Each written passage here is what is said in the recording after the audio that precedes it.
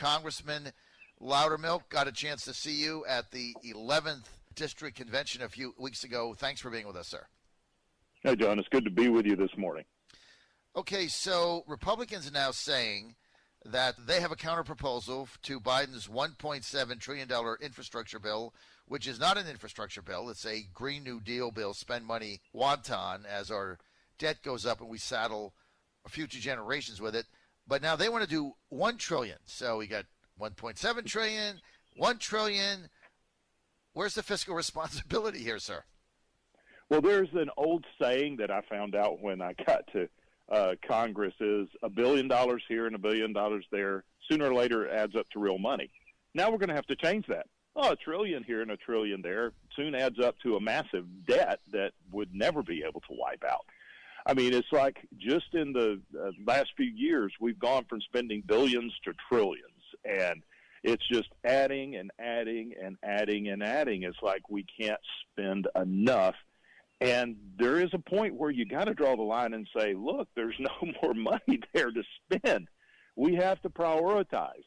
If we're going to do infrastructure, fine. It's a constitutional role of government, but you need to be selective. What is infrastructure? Roads and bridges, maybe some airports, but not walking trails and green spaces and things that some people feel are important. Then let local communities handle those things. We've got to be able to prioritize what is important to national defense, what is constitutional, limit our spending there. But we live in an era where there's basically no fiscal responsibility in Congress or in the White House.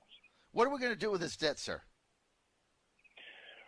The debt is you can handle the debt if you stop spending. I mean, if families go through credit counseling, the first thing the credit counselors do is say, tear up your credit cards. Just stop. You can't spend yourself out of debt. And so what we have to do is we have to put a limit on the spending that Congress can do. I've introduced for 3 Congresses now a balanced budget amendment that would require Congress to balance the budget, be under a balanced budget within 10 years. The reason I put 10 years is it's impossible to do it immediately.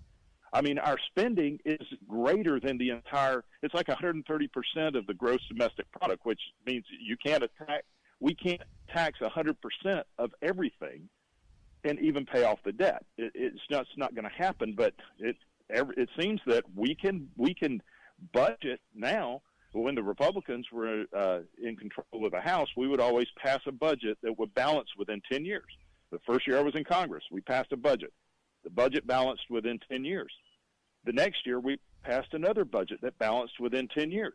And the next year, that balanced within 10 years. The problem is we keep doing this 10-year window. It should have been 10 years, 9 years, 8 years, 7 years. So I know we can do it. If you make the economy strong, if you limit your spending, and you have a target that we have to be at a balanced budget in 10 years, you can get there. But not if we just continue to raising the debt, and raising the debt.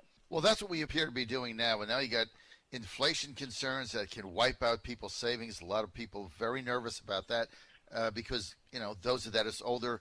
Remember the Jimmy Carter misery index? Interest rates 18%, inflation 15%, unemployment 9%.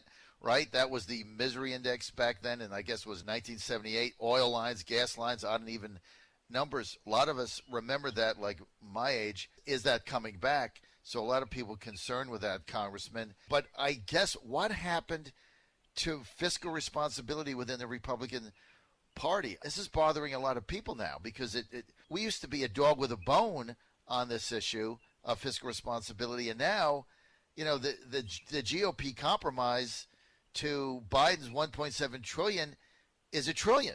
So they'll end up at 1.4, and they're going to call it bipartisan. And that's now acceptable, I guess.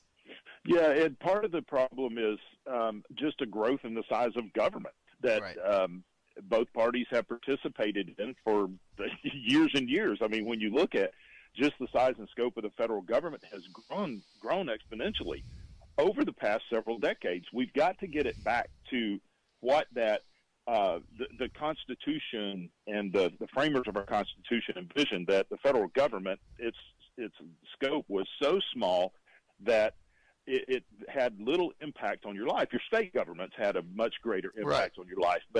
And part of the problem is with Congress, but it's also within our culture, because we have a culture now that's what can you do for me?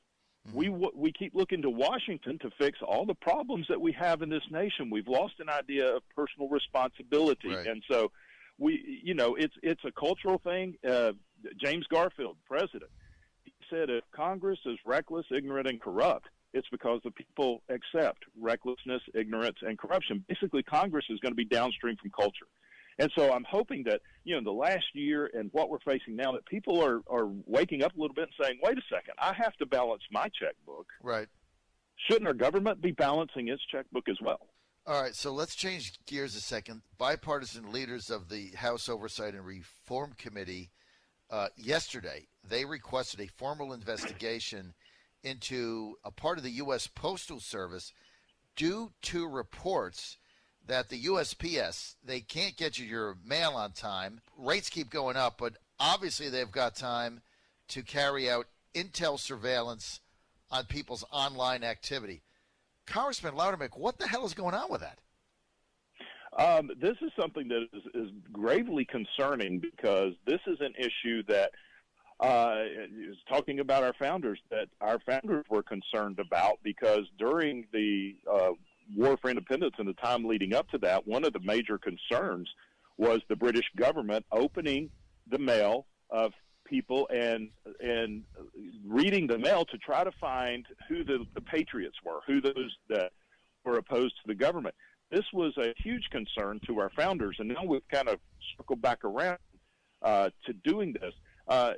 Not only is this a violation of the Constitution, I think it's a violation of law, and it's another instance of our government run amok. I mean, you were talking about going back in the 1970s. If we are about to relive that, if we continue down the path that we're doing, the White House is doing exactly everything wrong. I mean, if they've taken the approach, if it was a Trump policy, then it's bad. And that's what's pushing us into double-digit inflation, long lines at the gas pump, gas prices skyrocketing, mortgage rates going up. I mean, if they continue the path that they're going of, it makes no sense. Close businesses and open the border. Okay, that's Crazy. not sane thinking, right? Crazy. And so and now we're seeing a growth in government into the scope of what we call mission creep. Is you've got all these agencies that are all of a sudden they're expanding their realm, and so it's gravely concerning.